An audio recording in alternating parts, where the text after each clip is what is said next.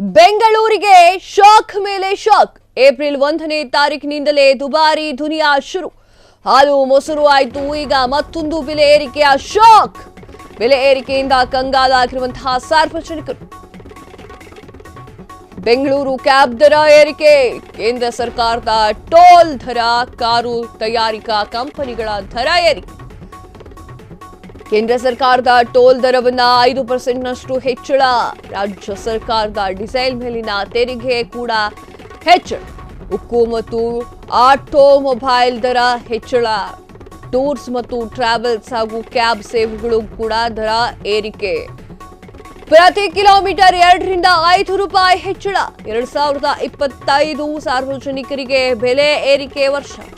ಈ ವರ್ಷ ಏನಾಗಿದೆ ಅಂತ ಗೊತ್ತಾಗ್ತಾ ಇಲ್ಲ. 2025ಕ್ಕೆ ಆಲ್ಮೋಸ್ಟ್ ಆಲ್ ಎಲ್ಲಾ ಬೆಲೆ ಕೂಡ ಹೆಚ್ಚಳವಾಗ್ತಾ ಇದೆ. ಎಲ್ಲದರ ದರ ಕೂಡ ಹೆಚ್ಚಳ ಆಗ್ತಾ ಇದೆ.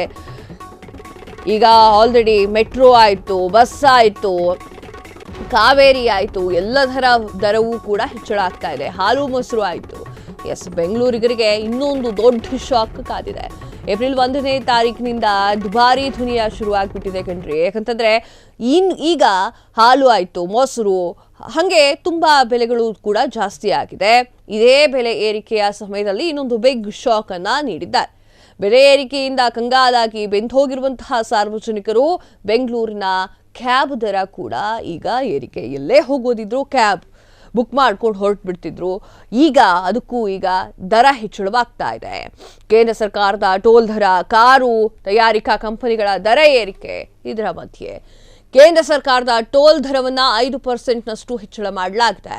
ರಾಜ್ಯ ಸರ್ಕಾರದ ಡೀಸೆಲ್ ಮೇಲಿನ ತೆರಿಗೆ ಕೂಡ ಹೆಚ್ಚಳವಾಗ್ತಾ ಇದೆ. ಅಂದ್ರೆ ಡೀಸೆಲ್ ಕೂಡ ಹೆಚ್ಚಾಗಿದೆ. ಏನು ಕೇಂದ್ರ ಸರ್ಕಾರದ ಟೋಲ್ ದರವೂ ಕೂಡ 5% ಹೆಚ್ಚಳ.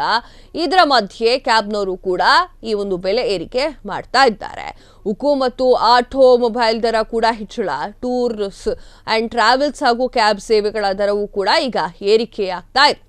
ಪ್ರತಿ ಕಿಲೋಮೀಟರ್ಗೆ 2 ರಿಂದ 5 ರೂಪಾಯಿ ಹೆಚ್ಚಳ ಆಗ್ತಾ ಇದೆ. 2025 ಏನು ವರ್ಷ ಇದೆಯಲ್ಲ, ಆ ಒಂದು ವರ್ಷ ಬೆಲೆ ಏರಿಕೆಯ ವರ್ಷ ಎನ್ನುವಂಥದ್ದು ಈಗ ಎಲ್ಲರೂ ಕೂಡ ಮಾತನಾಡ್ಕೊಳ್ತಾ ಇದ್ದಾರೆ.